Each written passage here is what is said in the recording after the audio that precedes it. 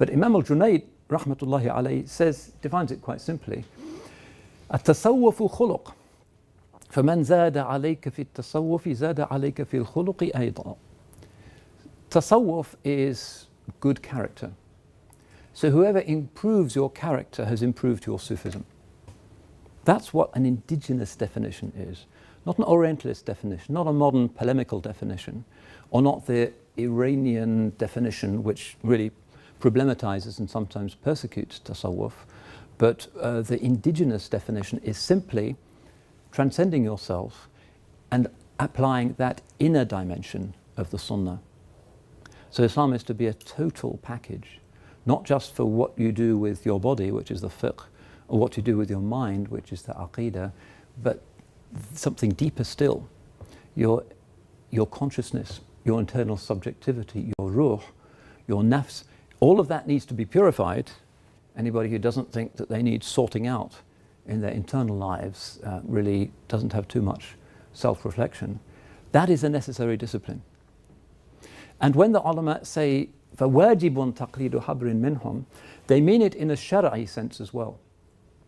Because if you look at the books of Usul al-Fiqh, the books which explain in extraordinary detail sometimes the rules whereby the Sunni legitimately deduces the rulings of the Sharia from the Quran and the Sunnah, and it's really complicated because the text sometimes is really complicated and Arabic is really difficult and you have to use all kinds of rigorous methods of deduction rather than just saying what you think it means, that the first thing you have to get a handle on is your own self-awareness. Because ultimately these things are about theory choice. And theory choice is determined by the human subjectivity, which is often subject to emotion. And this is fatal. The Holy Prophet ﷺ says, لا يقضي القاضي وهو غضبان. A judge should not give a verdict when he is angry. We can see why, but that is the case, and it's also the case for fatwa. Nobody, however many qualifications he may have, is allowed to give a fatwa if they're in a kind of state of emotional turbulence.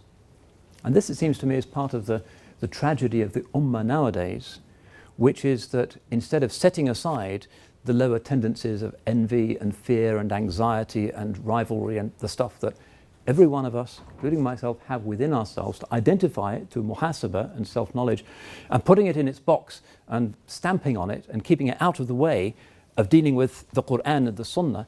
Instead, we open the sort of box, the Pandora's box of all of those afarit, all of those demons, and they're the ones that sway us when we reach for particular fatwas and options. That's a catastrophe, and that's really the end of the Ahl Sunnah wal Jama'ah. And that's the tragedy of the Ummah today. People saying, I know that the consensus of the Ummah is X, but I'm really angry, and therefore I'm going to follow Y, because I've seen this clip on YouTube where somebody seems to be saying that you can interpret it that way. That's the end of the Ahl Sunnah wal Jama'ah, because that's breaking all of the rules.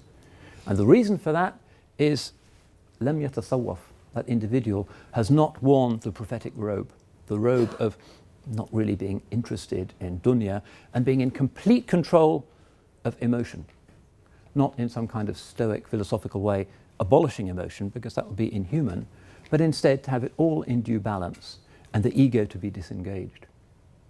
All of the problems of today's ummah, it seems to me, are the result of ego, nafs, shaitan, hawa. And when that gets into the driving seat in religion and its institutions, then you have a kind of inversion.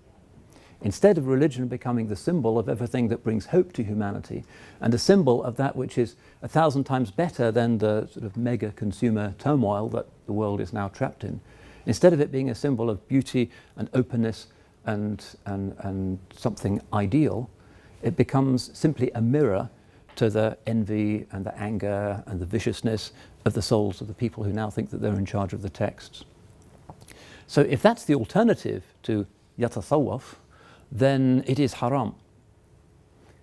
The alternative to purifying the self is to have an impure self, and you can't disengage the self from the process of delivering fatwa and choosing your fatwas, and therefore religion becomes just a mirror of the ugliness of your own inner life, of your own frustrations and disappointments, perhaps even your mental illness.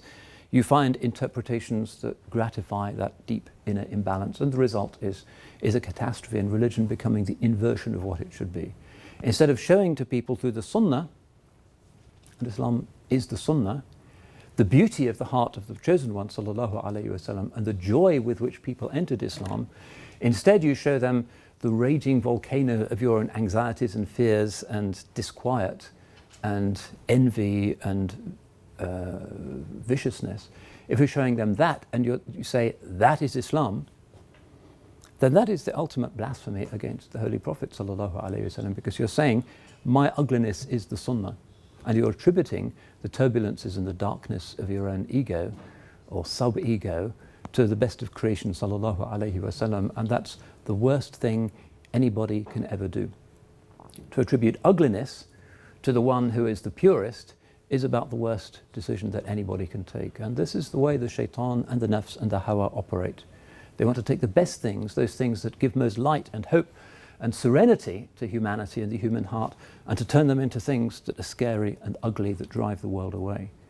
So instead of da'wah, invitation, you have tanfir, repulsion, which is inevitably what happens when people are not able to yatasawwaf, to control themselves, to understand themselves, to overcome the lower impulses.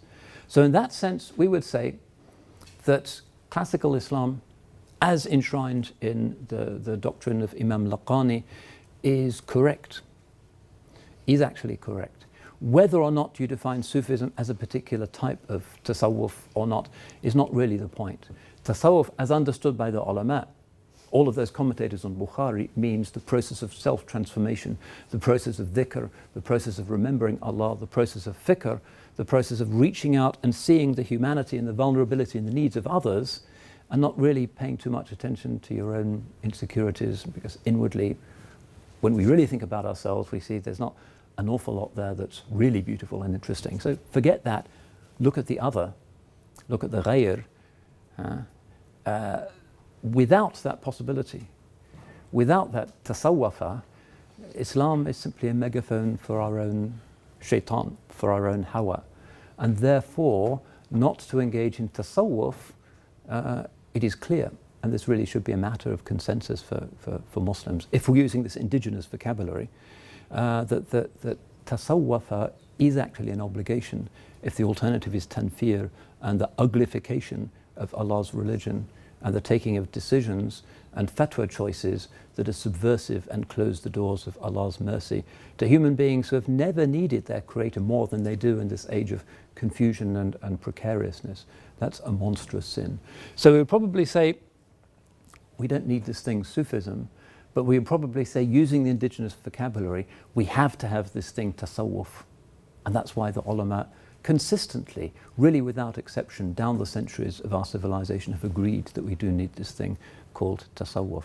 And even some people will say, but Imam Shaykh al-Islam Ibn Taymiyyah says the Sufis do this and that. Read him for yourself. Don't listen to what the brothers in the masjid are telling you. Read him. And he has his commentary on the Futuh al-Ghayb of Abdul Qadir al-Jilani. He loves Abdul Qadir al-Jilani. Case closed. Who is a Sufi if not Abdul Qadir al-Jilani? Yes, of course, he has issues with certain aspects of the Wahdat al-Wujud school. That's fine. He has issues with them. They're well expressed. But it's not against tasawwuf. Ibn Taymiyyah is not against tasawwuf. Who is? This is one of the remarkable points of unanimity and consistency in our civilization. Despite the many voices and the plurality which we've always said has constituted its most authentic theme, still, the ulama have agreed, the al-Sunnah wal Jama'ah, that this tasawwuf really is necessary in order to operationalize your Islam. Even if you don't use that word for whatever reason, even if you just say self-knowledge and dhikr and riyada and muhasabah and sabr and shukr and husn al-khuluq, use that vocabulary instead, that's fine. But the term the ulama have usually preferred to define the science of those inward processes of transformation is tasawwafa.